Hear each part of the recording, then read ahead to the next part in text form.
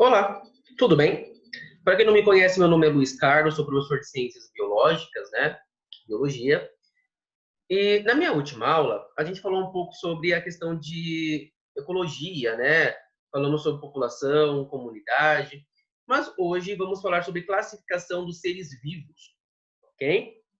O que seria uma classificação de seres vivos, né? Então vamos falar sobre nomenclatura, a linguagem do latim, vamos falar um pouco sobre a questão de reinos, tá? Então, primeiramente, eu começo a falar sobre Linneu. Linneu, pessoal, ele era professor, ele era médico, botânico e naturalista.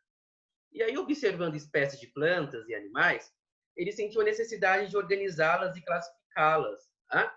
Com qual objetivo, né? Com o objetivo de compreender melhor a lógica da própria natureza. Tá bom? Então, lá em 1737, ele publicou o livro Sistema Naturae, que é o sistema natural, né?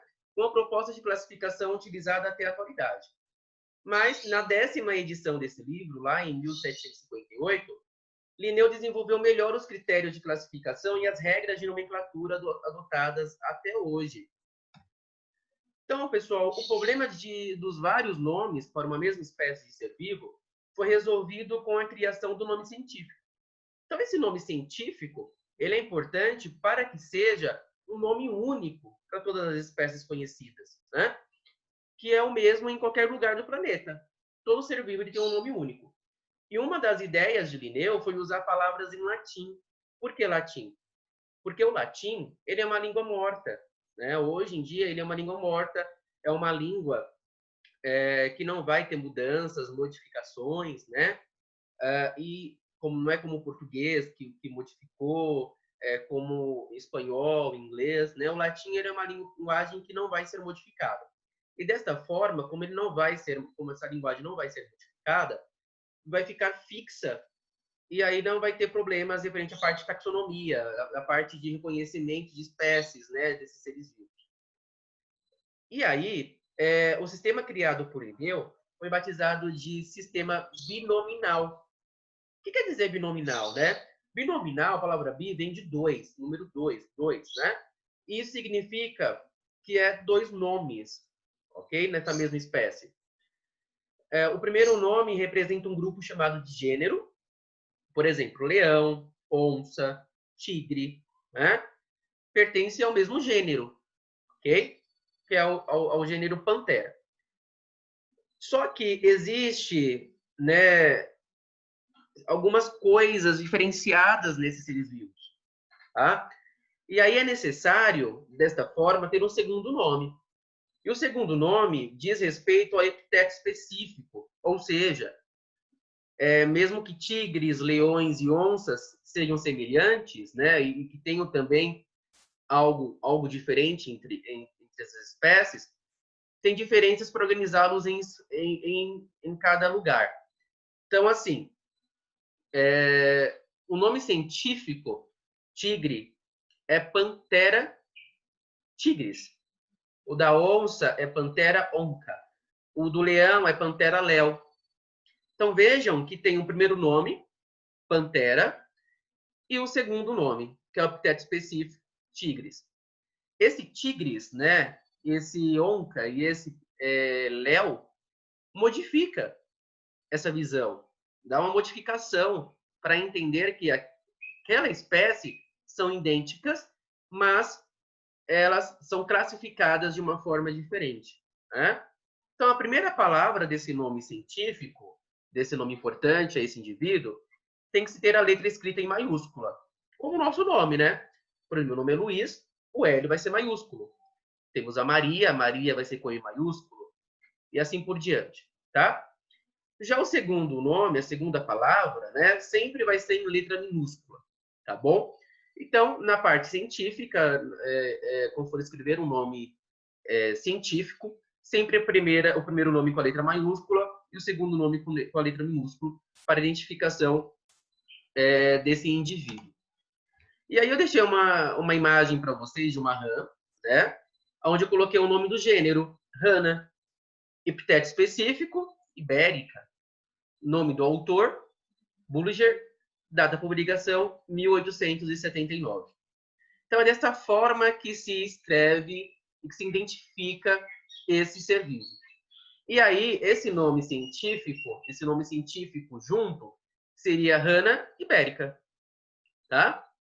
Para identificar que é uma rã, ok? E aí eu começo a falar um pouco para vocês agora sobre o reino dos seres vivos. Né? É muito importante. Por quê? Porque até a época de Linneu, os seres vivos eram classificados em dois grandes reinos. O primeiro era o reino animal e o segundo era o reino vegetal. Então, Linneu ele só tinha esses dois reinos. O reino animal, para classificar todos os animais, e o reino vegetal, todas as vegetações.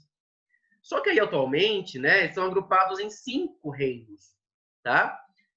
Então, esses 5 reinos foram propostos por Robert Hund, né, que atualmente ele decidiu o seguinte, lá em 1920, 1980, ele decidiu o seguinte, que essa modificação ocorreu para que seja considerado o número de células, o reconhecimento de células no corpo desse animal. Então, ele começou a definir os animais pela questão se ele é unicelular ou se ele é multicelular. Se ele contém uma única célula ou se ele tem várias células nesse corpo. E reconhecendo também essas células como procarióticas ou se é células eucarióticas, né? E também a forma de nutrição, autótrofa ou heterotrótrofa. Então, eles começaram, Robert começou a identificar os animais dessa outra forma, ter uma segunda visão sobre esses seres vivos, né? Então, ele começou a classificar eles pela parte de alimentação, pela parte de formação do corpo, né? E aí gerou-se os 5 reinos. Esses 5 reinos eu vou falar agora para vocês, tá? Então, o primeiro reino é o reino Monera, são o reino das bactérias, né? Cianobactérias. São seres acrescentados nesse reino que são unicelulares, ou seja, contêm uma única célula, são procariontes, são autótrofos e também tem espécies de bactérias que são heterótrofos, ou seja, conseguem produzir sua própria alimentação e também não conseguem produzir sua própria alimentação, tá? Entramos no reino produtista, que é o reino dos protozoários, né, e algas. A formação desses seres vivos desse reino são organismos eucarióticos, né, células eucariontes. Alguns são unicelulares, outros heterótrofos, perdão, heterótrofos, como os protozoários, né? E outros são autótrofos e podem ser unicelular ou multicelular, como as algas. Bom, e aí eu coloquei as imagens para vocês visualizarem aí do lado de cada reino, para que vocês possam ter uma ideia como são esses seres vivos. E aí veio o reino Animalia, né? O reino Animalia, que era classificado lá por Linneu, todos os animais, foram incluídos nesse reino. E aí inclui todos os animais, todos os mamíferos, todas as aves, né? Todos os animais invertebrados ou vertebrados. E aí esses animais, eles são multicelulares, ou seja, tem várias células pelo seu corpo. O corpo é formado por várias células. Organismos também são formados por células, né? Eles são células eucarióticas, né?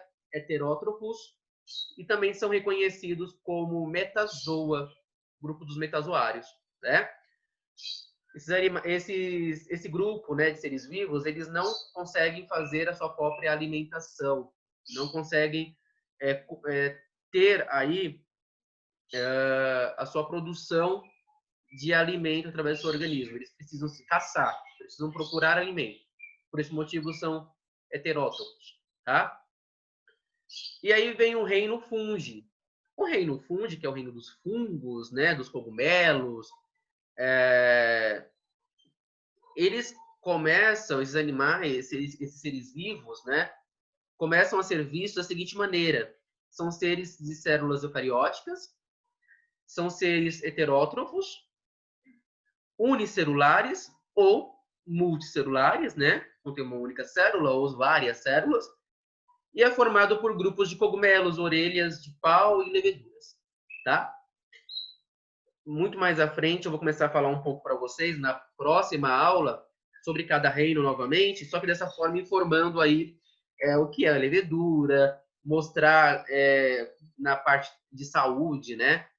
Cada reino, cada célula, tá bom? Mostrar o corpo da bactéria, como que é dado o nome em cada parte do corpo de uma bactéria e assim por diante, tá bom?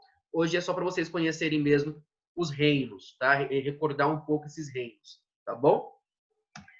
E aí, por último, eu falo sobre o reino Plantae, que é o reino das plantas, dos vegetais, né? Então, o reino Plantae inclui plantas, desde as pequenas, como os musgos, e até árvores maiores. E pertence, né, a esse grupo os seres autótrofos, multicelulares, eucarióticos, e são reconhecidos como um reino metápta. Então, as plantas, né, são seres vivos que conseguem produzir o seu alimento, né? Tem várias células pelo corpo, são células eucarióticas, parecidas aí com as células dos mamíferos, né, dos animais, só que acabam modificando por um motivo que contém algumas coisinhas diferenciadas de uma célula para outra, como os cloroplastos, tá? E a gente termina aqui com o reino Plantae. Na próxima aula, eu vou falar um pouco sobre cada reino, vou mostrar em cada reino as células desses seres vivos, explicar um pouco sobre as células desses seres vivos, né?